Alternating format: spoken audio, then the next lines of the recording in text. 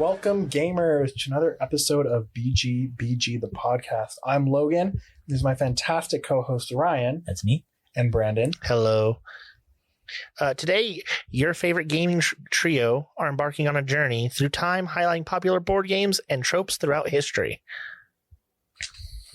Alrighty, but first, I want to highlight a board game, well, more so a board game category that's been growing in popularity lately, and that being escape room games. You have like the Exit series, Unlock games. There's the Escape Room, the game, so cleverly named. And you have like Box One by Neil Patrick Harris. All of these are very heavily like puzzle based, like ciphers, cryptics, different Right. things. But they do all follow some sort of story or at least a continuous thematic element throughout. They're usually like $15 to $30. Sometimes you get like 3 experiences in one game. I know the Exit games are one-time playthroughs because you physically alter and rip pieces. But like the Unlock games in Box One is replayable. Right, so you can just have... I don't know if you were there with us, Ryan. Jamie had one of these, didn't he? I never got to play. Okay. So Jamie, I've gotten to try. I think it was Exit. It was like you're on an airplane. Did you rip any pieces? I don't remember. It's been a very long time ago, but I do remember. You were like there was certain like you were timed how long you had to like figure the things out. There's usually a companion app for a lot of them. Yes, yeah. Well, there was a companion app for this one. I remember there being a plane on the box. This is at least like more than 2 years ago now. So were you on a plane or? So from what I gathered is like there was like a plane crash is what I understood. Sounds like an Exit type story. Yeah. Like I said, it was very. Yeah. I'm thinking it might have been like 5 years ago. Now it's like my favorite's Unlock, and there's a board game series of Unlock games. You can play through one of Ticket to Ride, Pandemic, and Arkham Horror Asylum, Mansion of Madness. One of those one of the Cthulhu. I don't remember. I think it's Mansion of Madness actually. So it's 3 board game themed escape rooms, right? Which also leads me to beg the question: are these even really board games? I mean, they don't have a board, but I don't know if a board is a requirement for board games. There are plenty of board games without boards. So I have a strong opinion on that, so I will go last. I'll let you guys speak it out first. Okay. I think they're games. I wouldn't call them board games, right? It's kind of that same thing. Like you wouldn't say Uno's a board game, right? It's a card game. True. But it's still like it's still a game. I'd argue card game is a subcategory. Right. It's that weird thing. So it's like it's that weird like it sort of fits, but not quite. Like it's its own thing. So are you saying board games as a definition of entertainment?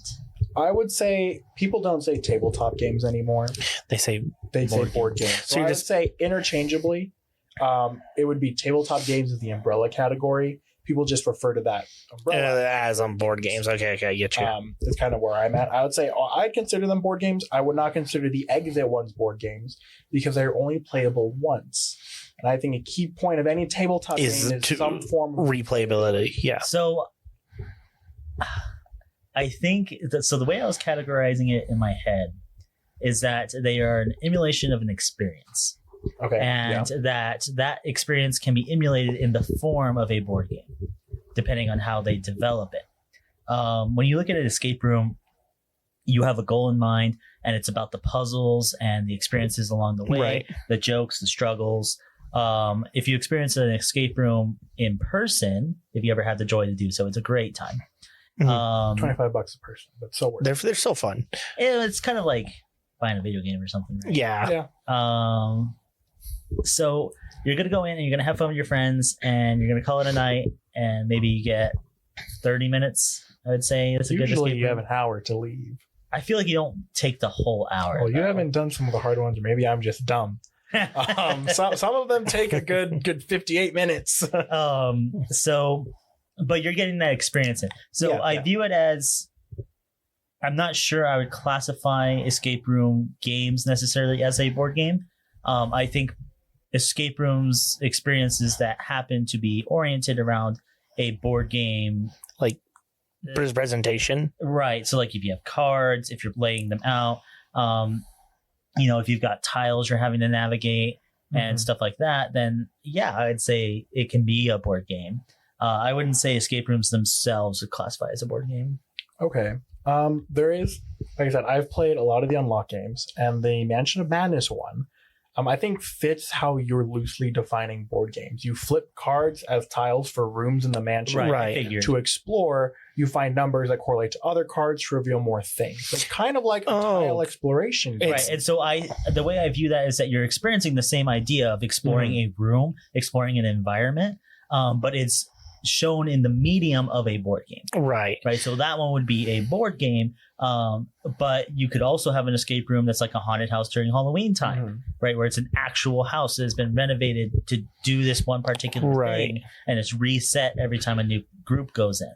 I think it can be used within the board game medium. Okay, are you arguing that some escape games are board games, some are just presented in the board game format, and some just aren't? Yeah, I'd say that's good. So it's kind of case by case basis how it fits. I think that it can be done tastefully within a board game environment. I think the ones that you see at your local stores, your local chain stores of any brand, will have a great selection that I think is worth buying. Especially if you don't have a escape room area to do physically. And some of the games can be replayed, like you were saying, as opposed to going to an escape room. You don't get like a ticket that you hand off to someone else and say, oh, you also get to go in the room. It's also that thing of like, because you said like it's 15 to 30 per deal, whereas like escape room is 25 per person. So it depends on the room. So it's like, you know what, hey, we want to have this experience, but the group can't like get together, and like not 25. It's like, well, you know what, we'll just buy this, play it on a board game night before, or on a game night before, we do whatever at the end of the night, and let everybody experience it. I mean, my distaste towards the exit games is because they're not replayable. You usually physically rip pieces of the puzzle to arrange it in some way to solve it. So that's why I don't like them. One of my friends does. They buy them and just photocopy everything, and then they play with the photocopy. It's it's applicable in almost all the games. There are a couple where you need the specific material. I see. That is a contributing factor in some way. But that even in itself is trying to simulate that's close one-time use of an escape room. Yes, it's different varying degrees, right? So you go from one-time experience, you had to be there to know it. It's going to be an inside joke kind of mentality. Then you go into this next layer where it's an at-home. You don't have to drive. You don't have to find a place. Possibly even cheaper, depending on what price you can get them on. Unlock games, right there. Right. And the escape, the exit games. The ones that you're saying are one time. One-time use, and then you're starting to get down into that layer where it's like replayable, more of a board game. Right. It doesn't just jump from there to home. It's got little layers in between. So it just depends on like where exactly, like how it's presenting and how it does the mechanics of the idea. Well, now that we've talked about a current game genre, let's take the time to go back and talk about the tropes in games from the past. Man, games have been around for so long. For a very, very long time. I was looking up like the big names and like developments in game genres throughout history, and I ended up having to sum up everything before the 1700s as ancient times. just like, all right, you know what, you all get lumped in here because there's so much. I mean, like we have Senet, one of the first board games in China or Egypt. It's Egyptian. Egypt, yeah. That makes sense. And that is millennia before chess. Yeah, and chess is old. Yeah, because it's like Senet's 3500 BC to 3100 BC. Three. Where were we looking for chess? It's from where? Chess is at 1475 is the the oldest recording I could find. Okay, that's still really old. Senet is older. And there's games in between that. And do you think chess itself was in its original rule set this entire time? Or do you think stuff kind of evolved? I think stuff kind of evolved as we went along. I definitely don't think it's... So when do you think the game got cemented into being, we cannot touch this, it's at its best, leave it alone? When did Queen's Gambit come out? So the first official chess tournament, like Grandmaster kind of thing, was it in the 1700s or the 1800s? I was looking, there's so much stuff. Chess is just long. Yeah. So I would assume probably it's just around so then. Cemented in its ways. I couldn't imagine it changed much, like what it would even look like. I mean, even if you look at like Viking chess and stuff, very similar board state, Yep. very similar piece and hierarchy structures, Mhm. very similar move sets. Like maybe the knight and bishop move slightly differently, or their roles might be switched, but like it's all in all. My the mom same. for Christmas, my mom bought me a chess set that was based off the oldest chess set. Like they had like complete chess set they found. It was called the Isle of Lewis, Okay. and it was off of. It was like I want to say it was off the coast of like Britain, and they dated back to like the 15 somethings. You know, so. And it's pretty much the same as modern chess. So I don't know, of course, how much they changed it just to present it as modern chess. But Yeah, so ancient times, our general As a category? Yeah, all the games were fairly abstract strategy, right. not abstract in the strategy. Simple pieces. Yeah, like abstract in game board and pieces, and then strategy. You right here something funny. Like race games like Parcheesi and stuff. Mhm. Yeah. Those are apparently really old too. Yeah, There's an Egyptian one called like Hounds and Jackals from 2000 BC.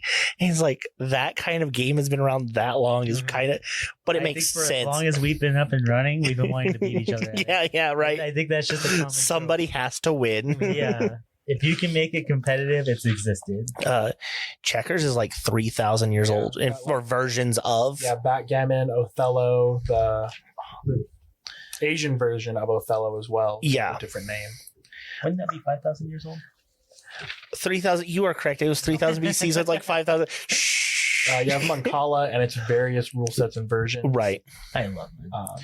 It's a simple, fun Where's game. that one from? I think it's Asia and Africa. Like that area. Yeah. I see that area. Those are very different areas. On that side of the world, right? Yeah, it's not American, that's for sure. It's over there somewhere. Very American way of thinking about it. I'll Right? look it up. I'll look it up. I want to say you it's keep talking. African, but that might just be completely wrong. Yeah, That might be a I think it was trope. one of those simultaneous, like it's like Like- a simple concept. Like multiple people came up with the idea and they went, "Oh, we play that." Yeah, or something similar. Similar, right? East Africa. Yep. Okay. 700 AD. It's not that old in retrospect to the other stuff we were talking about. Still severely old though. I don't know, man. That's only like 1,000 years old. It's only 1,000. Well, the last one you just said was like 5,000. This is fair. What do you mean? This is fair. Okay, I agree with Logan. The ancient is a broad category. Well, but all the games in it are fairly similar. Like Right. checkers, It's the Iron Age problem, Yeah. right? Yep. Where it's like everything was kind of the same. Yeah, we learned different you could carve it techniques out and of stuff. wood or play it on the ground. Right. In some sense. And then there was at some point there was just a boom, right? A boom. Yes, a boom. And everything changed. Primarily, I would argue, in the late 1800s Yeah. is when I'd say the big development. Well, it lays a lot of the groundwork for later genres, because I know we'll talk about it later, but war games get started in the early 18th century, not 18th century, I'm sorry, early 1800s. Militaries would use them to train officers. That makes sense. And then, of But course, these games were not for the public. right, this wasn't for Right. public. And then later on, Isn't of that course, funny how technology does that? Yep. It'll be in For some the military Yep. sector. Yup. For royalty. And Yep. then And then it's like, trickle oh down. yeah, like I don't want to play with you anymore. Anymore. Drops into the bucket. okay, the peasants can have it now. Yeah. Yeah. So what exactly started happening about then that made you think that that's the distinctive turning point? Of mine. Yeah, Yeah. you were saying like about Is the 1800s. Yeah, so I'd say later 1800s, early 1900s.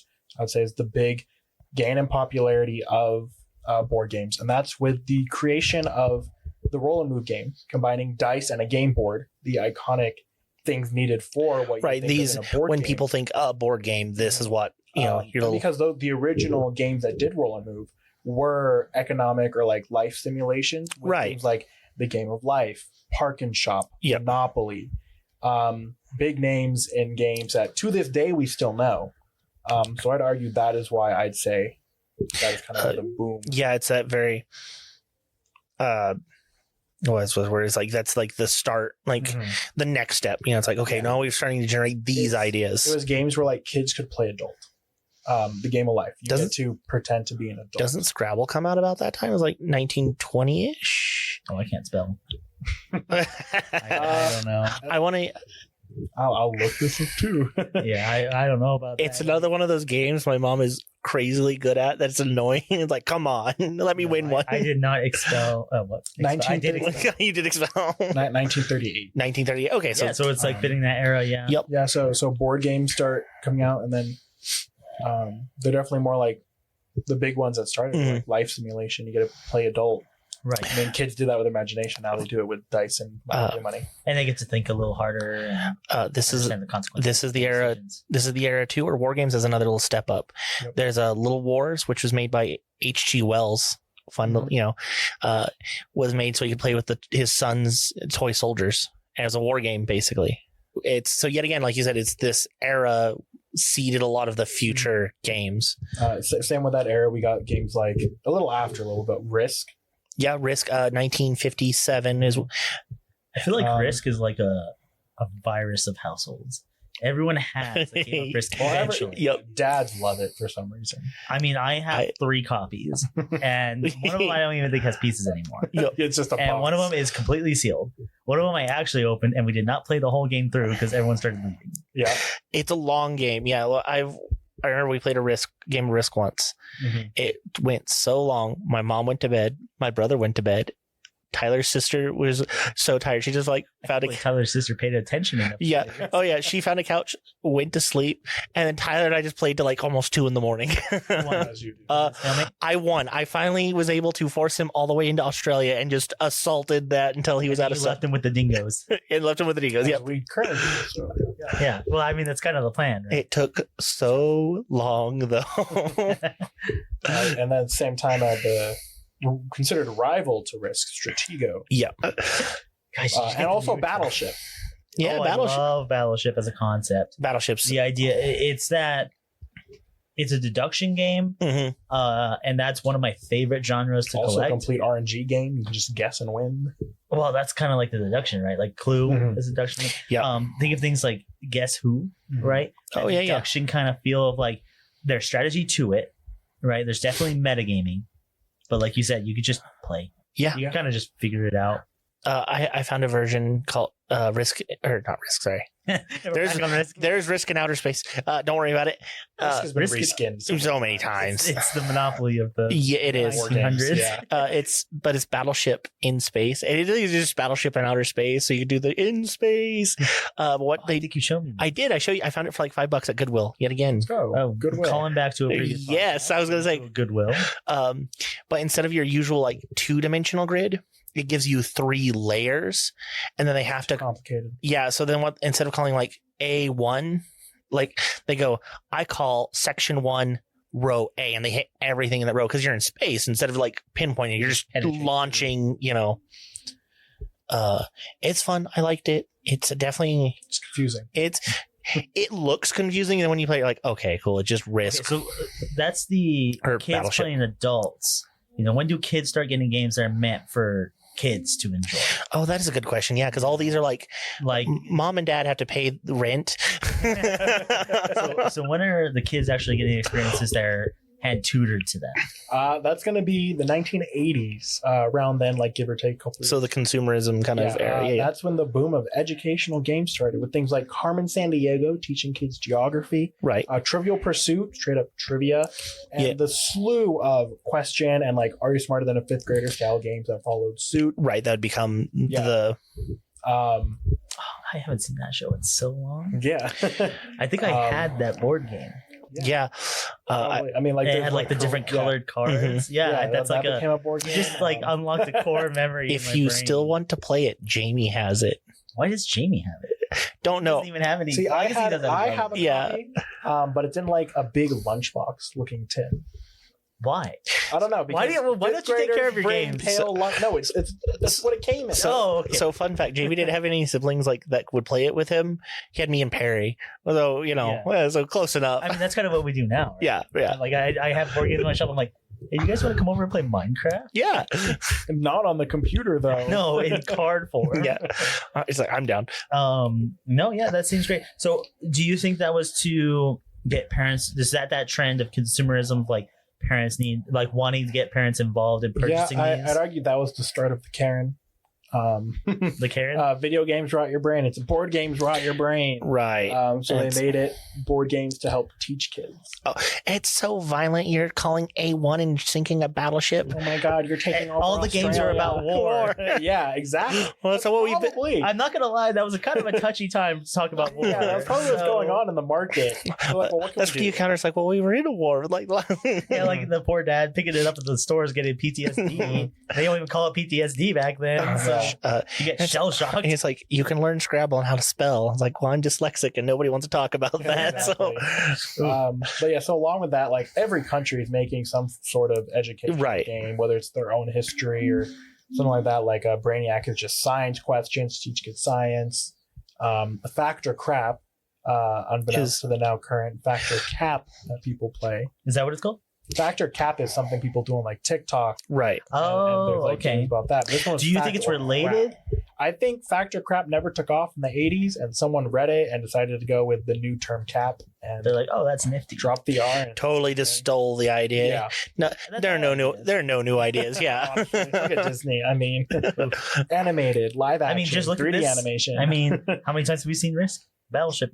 All Yeah. that stuff. You know? Yeah. Like these are. Yeah. Monopoly. Mhm. And I mean, like in the educational wave as well was a lot of like flashcard matching games. Like this one game. Oh. It's Say just, Buggo? yeah, the tiles look like sand. You Oh. flip them and there's a bug, and then you have to keep flipping until you match bugs. And if you flip like the assassin beetle, you're out. Oh, that's kind of fun. Yeah, I gonna played have that to a lot. invest As a in that. kid. It's so We were talking about that. This has led me down to a rabbit hole. I found a game called Cathedral. Mhm.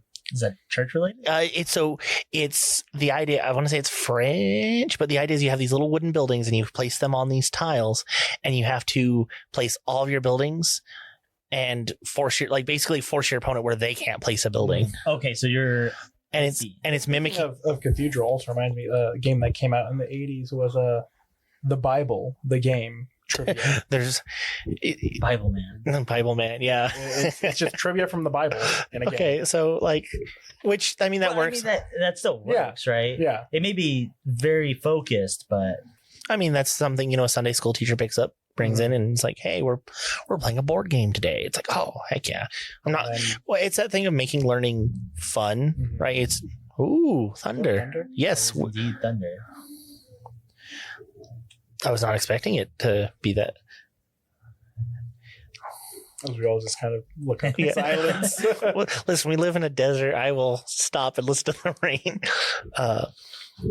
So I guess I kind of just circle back along this time. Like, well, board games are developing. We also have card games. Yep. Like I'm talking, like 21, blackjack. Is that what it's called? Mhm. Yeah, blackjack.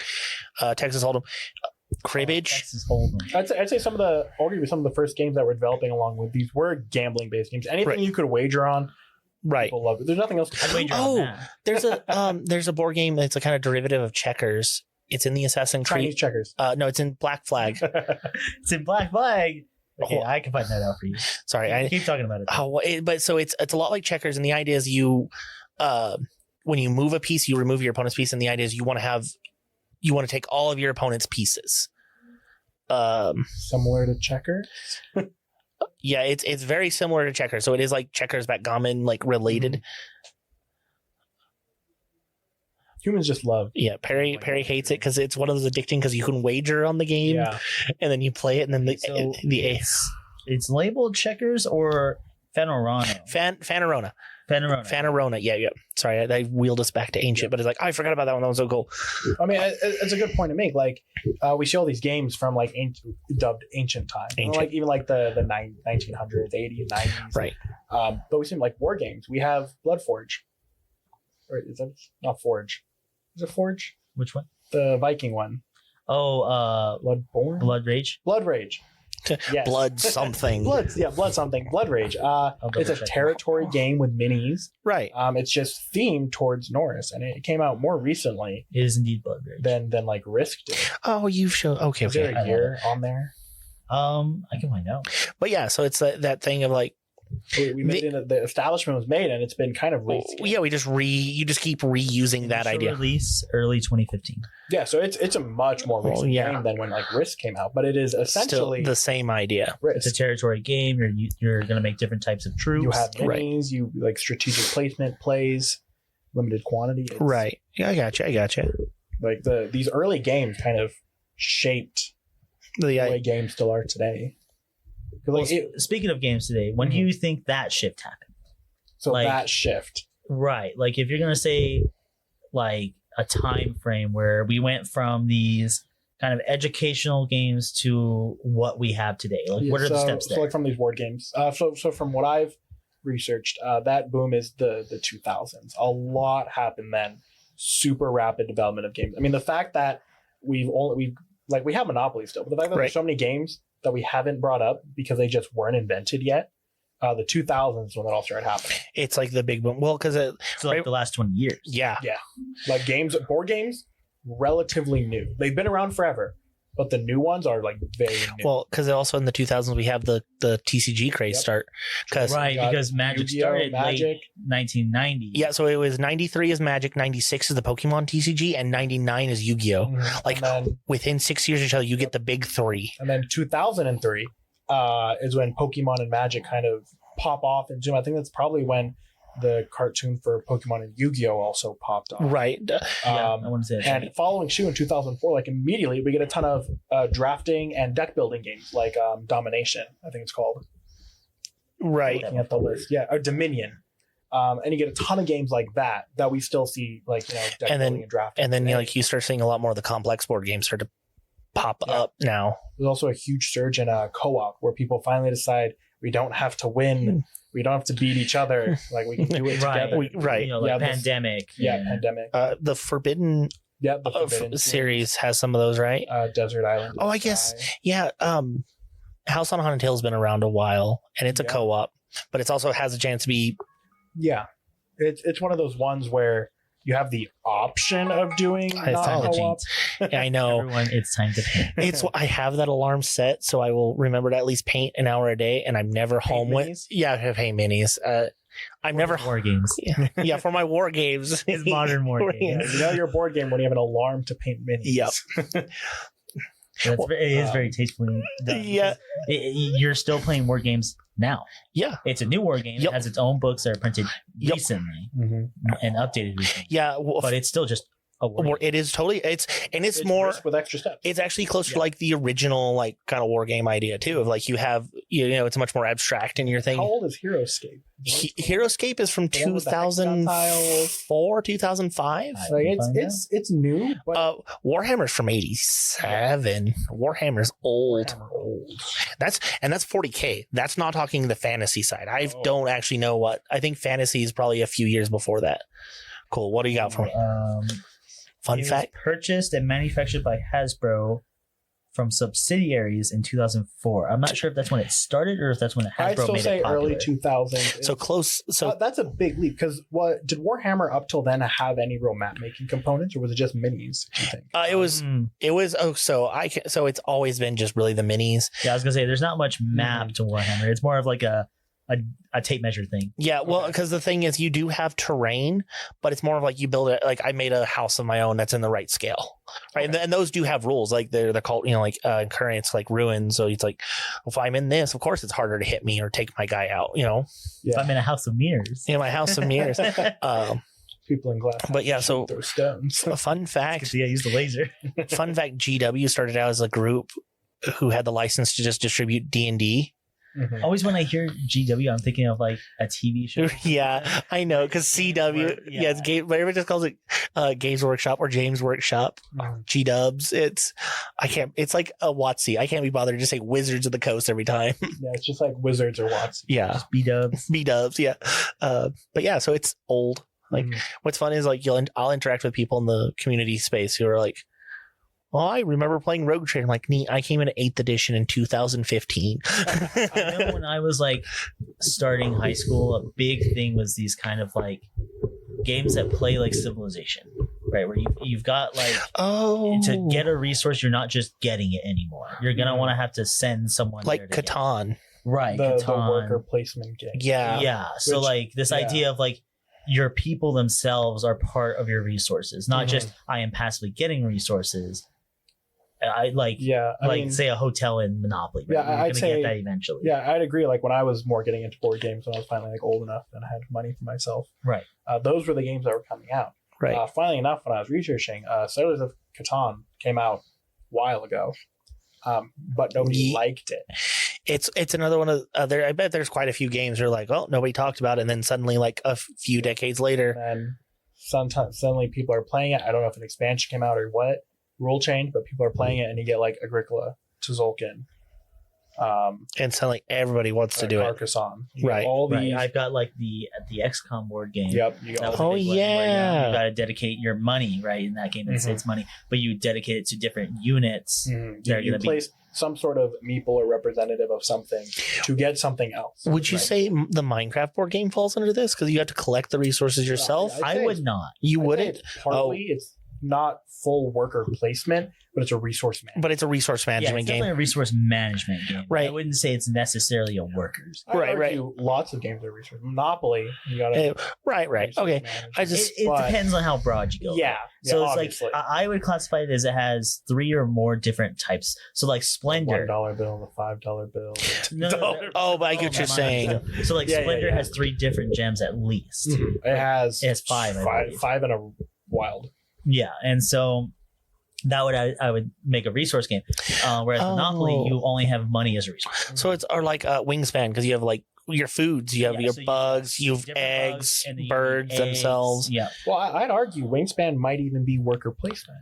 The It workers is. are your It eggs. is. Oh, You place them the- to get specific. where you actions. place your gotta- birds also you gotta affect decision. things. Yeah. Okay. It depends on how much you get to draw. Yeah, so It's such a weird thing to think.